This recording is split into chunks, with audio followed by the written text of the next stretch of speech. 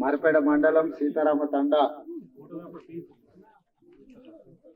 గత 3 రోజుల నుంచి అత్యధికంగా కురిసిన వర్షాల వల్ల తీవ్రమైన నష్టం జరగడమే కాకుండా కారేపల్లికి సంబంధించిన తండ్రి కూతుళ్ళు ఈ దారిలో పోతూ వారు మరణించడం అత్యంత విషాదకరం.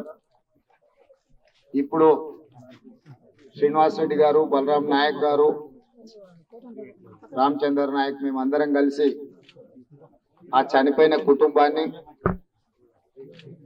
వాళ్ళని పరామర్శించి వాళ్ళ కుటుంబానికి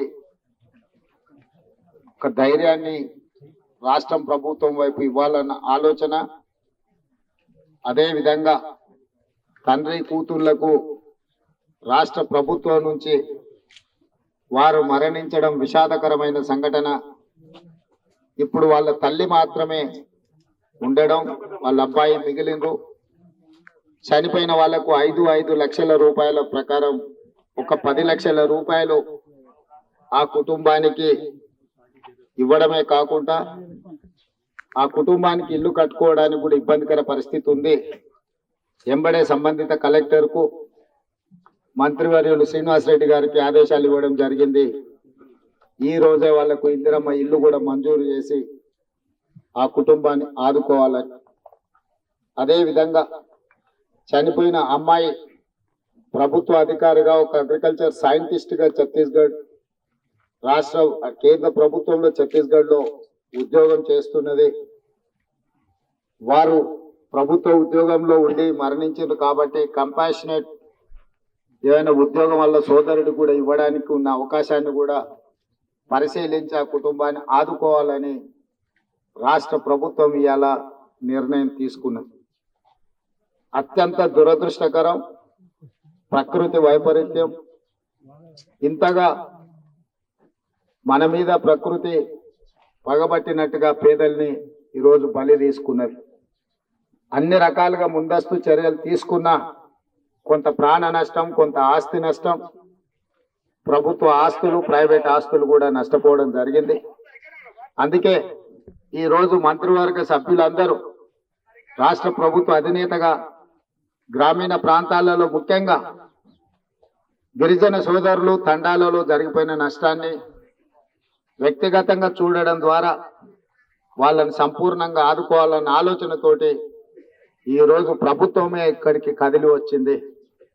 ఇక్కడికి వచ్చిన సందర్భంగా సీతారామ తండా వాసులు ఈ పక్కన ఇంకా 2 తండాలు ఇదే విధంగా ఎప్పుడు అధిక వర్షాలు వచ్చినా ముంపున గురవుతున్నాయి.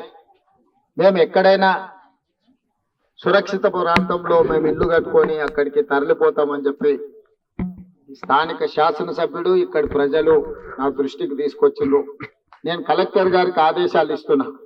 ఈ 3 తండాలను ఒకే దగ్గర ఒక పెద్ద గ్రామ పంచాయతీగా నిర్మించడానికి స్థలాన్ని, అదేవిధంగా దానికి సంబంధించిన లేఅవుట్, వాళ్ళందరూ కూడా అందరు గిరిజనులే కాబట్టి వాళ్ళందరికీ కూడా ఇందిరమ్మ ఇండ్లు మంజూరు చేస్తే వాళ్ళందరూ కూడా అక్కడ నివసించడానికి, వాళ్ళకు అవసరమైన కాలనీ నిర్మించడానికి అవకాశం ఉంటుంది. కాబట్టి నేను ఇన్ఛార్జ్ మినిస్టర్ శ్రీనివాస్ రెడ్డి గారికి, జిల్లా మంత్రి సీతక్కకు, కలెక్టర్ గారికి, సంబంధిత అధికారులకు నేను సూచన చేస్తున్నా. తక్షణమే వీళ్ళందరినీ ఒక మంచి కాలనీ నిర్మించడానికి అవకాశం ఉన్న స్థలాన్ని మీరు ప్రభుత్వం వైపు నుంచి ప్రతిపాదించి అందరికి ఇల్లు కట్టించడానికి ఇందిరమ్మ ఇల్లు మంజూరు చేయండి అని చెప్పి నేను సూచన చేస్తున్నా. తక్షణమే ప్రభుత్వం యొక్క అనుమతి కోసం ఆ వివరాలు తీసుకొస్తే వాటిని మంజూరు చేద్దాం. ఇదే కాకుండా ఎమ్మెల్సీ తీన్మార్ మల్లన్న గారు ఇక్కడ మొత్తం వాళ్ళ తిను వస్తువులు, వాళ్ళ కష్టార్జితం అంతా కూడా తడిసిపోయింది. కట్టుబట్టలతో ఈరోజు వాళ్ళు నిలబడాల్సిన పరిస్థితి వచ్చింది అన్నారు. కలెక్టర్ గారికి నేను ఆదేశాలు ఇస్తున్నా. తక్షణమే వాళ్లకు 10 రోజులకు సరిపోయే అన్ని నిత్యావసర సరుకులు, బియ్యము, ఉప్పు, పప్పు, మంచు నూనె ఏమేం కావాలనో కూడా ప్రత్యేకంగా వాళ్ళందరికీ కూడా ఇవ్వడమే కాకుండా ప్రతి కుటుంబానికి ఈ తడిసిపోయిన ఇళ్లకు తాత్కాలిక ఉపశమనం, చేతి ఖర్చులు ఉన్నాయో లేవో తలా 10,000 రూపాయలు ప్రతి కుటుంబానికి, నగదు కూడా కుటుంబాలకు 10,000 రూపాయలు వాళ్ళకి తక్షణమే సహాయం అందించాల్సిందిగా కూడా నేను కలెక్టర్ గారికి ఈ సందర్భంగా ఆదేశాలు ఇస్తున్నా.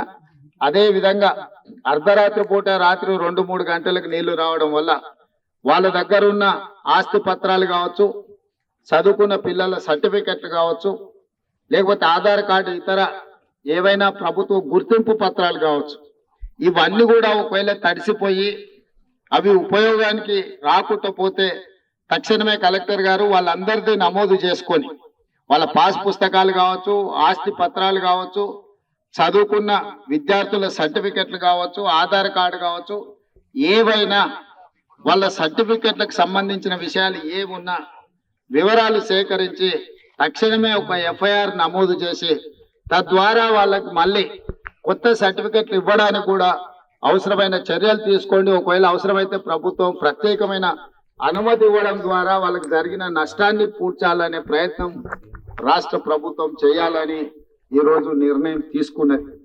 అసలైన తొలి వెలుగు. ఫాలో వాట్సాప్ @తొలి వెలుగు అఫీషియల్.